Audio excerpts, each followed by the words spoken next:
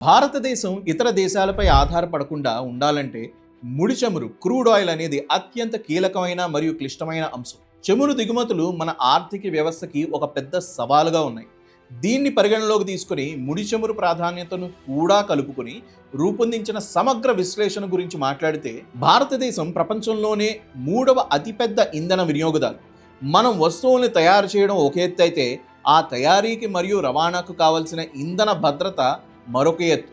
అదే energy security. Bharat నిజమైన ఆత్మనిర్భర్ దిశగా మారాలంటే ఏ రంగాలపై పట్టు సాధించాలి? ఇప్పుడు చూద్దాం. మొదటిది, చమురు దిగుమతుల భారం, ప్రత్యామ్నాయ మార్గాలు, ఆల్టర్నేటివ్స్. ప్రస్తుతం భారత్ తన చమురు అవసరాల్లో 85% దిగుమతుల ద్వారానే తీర్చుకుంటుంది.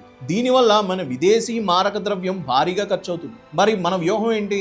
పెట్రోల్లో ఇథనాల్ బ్లెండింగ్ ను చెరుకు ధాన్యాల నుండి తీసిన ఇంధనం ద్వారా చేసినది 20% చేర్చడం ద్వారా చమురు దిగుమతులను తగ్గించవచ్చు. Green hydrogen. భవిష్యత్తులో భారీ పరిశ్రమలు, ట్రక్కులు నడపడానికి ముడి చమురు అవసరం లేకుండా గ్రీన్ హైడ్రోజన్ ఉత్పత్తిలో భారత్ గ్లోబల్ హబ్గా ఎదగాలి. ఇప్పుడు రెండవది, ఎలక్ట్రిక్ విప్లవం, ఈవీ రెవల్యూషన్. రవాణా రంగం పూర్తిగా ముడి చమురు పైన ఆధారపడి ఉంది కదా. దీన్ని మార్చాలంటే ఎలక్ట్రిక్ వాహనాలు అంటే ఈవీ వాడకం పెరగాలి. ఈవీలకు కావలసిన లిథియం అయాన్ బ్యాటరీల తయారీని దేశీయంగా చేపట్టాలి. దీనివల్ల చమురు దిగుమతులతో పాటు చైనా వంటి దేశాల నుండి బ్యాటరీల దిగుమతి కూడా తగ్గుతుంది. నాకు తెలిసి టాటా ఆల్రెడీ ఇది స్టార్ట్ చేసింది. ఇక మూడవది, సెమీ కండక్టర్లు మరియు డిజిటల్ భద్రత.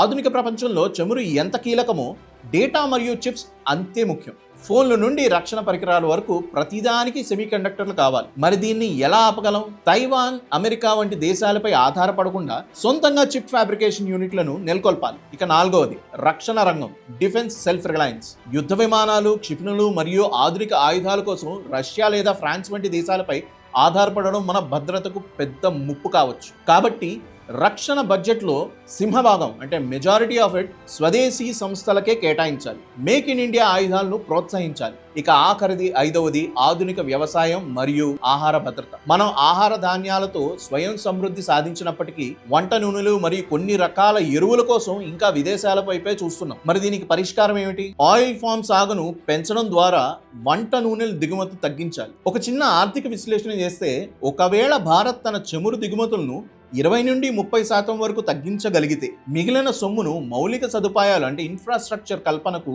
మరియు పరిశోధనలో అంటే R&Dకు మళ్లించవచ్చు. చమురు ధరలపై నియంత్రణ వస్తే ద్రవ్యోల్బణం తగ్గి సామాన్యుడిపై భారం తగ్గుతుంది. ఇక చివరగా, భారతదేశం అగ్రరాజ్యంగా ఎదగాలంటే దిగుమతిదారు నుంచి ఎగుమతిదారుడిగా మారాలి. ఇంధన రంగంలో స్వయం సమృద్ధి సాధించిన రోజే భారత్ నిజమైన ఆర్థిక స్వేచ్ఛను పొందుతుంది. జై భారత్.